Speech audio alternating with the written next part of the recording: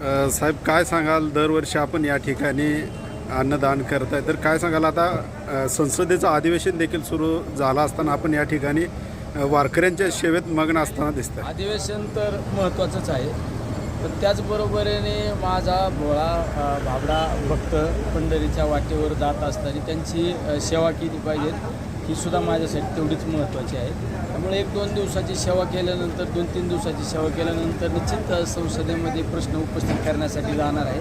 पण त्याचबरोबरीने आम्ही दरवर्षी सालाबादप्रमाणे पंढरीच्या पांडुरंगाच्या वाटेवर जाणाऱ्या प्रत्येक भक्ताची सेवा करण्याचा त्या ठिकाणी प्रामाणिकपणे प्रयत्न करत असतो. ते आम्ही निश्चितपणे त्याचं आम्हाला एक समाधान वाटत असतं. सर तयारी कशी असते, काय काय वाटप केलं जातं? तयारी निश्चित हे सगळं एकजुटीचं हे एक रूप आहे.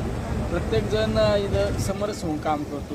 तुम्ही पाहिलं असून कोण वडे तळतं, कोण चहा वाटप करतं, कोण साफसफाईसुद्धा इतकी क्लीन साफसफाई तुम्हाला या ठिकाणी पाहायला मिळते. प्रत्येकजण आलेल्या या ठिकाणी प्रत्येक दिंडीचं स्वागतसुद्धा केलं जातं. म्हणजे प्रत्येक वेगवेगळी टीम त्या ठिकाणी हे सगळं नियोजन करत असते.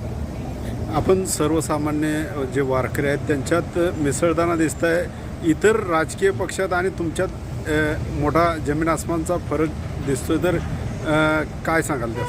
मी कुठल्या पक्षाचा पदाधिकारी का कुठला नेता म्हणून मी इथं वाटेव आलेलो नाही. इथं पांडुरंगाचा भक्त म्हणून या ठिकाणी आलेलो आहे, एक वारकरी म्हणून आलेलो आहे. त्यामुळे पक्ष पार्टीच्या पलीकडं आम्ही या ठिकाणी सेवा करतो. आता पाहिलं असेल आमचे चांदवडचे भाजपचे तालुकाध्यक्ष इथं कुठला पक्ष पार्टीपेक्षा ते पांडुरंगाचे भक्त म्हणून आलेत ना, वारकरी म्हणून आले ना, त्यांचा आदर सत्कार केला पाहिजे, हे माझ्यासाठी महत्त्वाचं आहे.